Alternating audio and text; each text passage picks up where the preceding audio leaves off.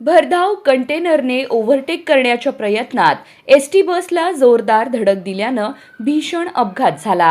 धडकेनंतर चालकाचे नियंत्रण सुटून बस रस्त्याच्या कडेला जाऊन उलटली। अपघाताची तीव्रता मोठी होती, तरी देखील सुदैवानं बसमधील 44 प्रवासी सुखरूप बचावले आहेत, तर 2 ते 3 जण किरकोळ जखमी झाले आहेत। पुणे सोलापूर महामार्गावर पाटसजवळ हा अपघात घडला आहे।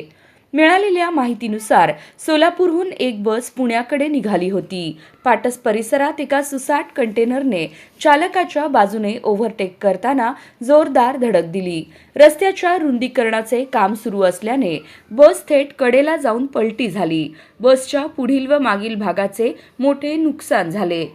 अपघात होताच प्रवाशांमध्ये एकच गोंधळ उडाला।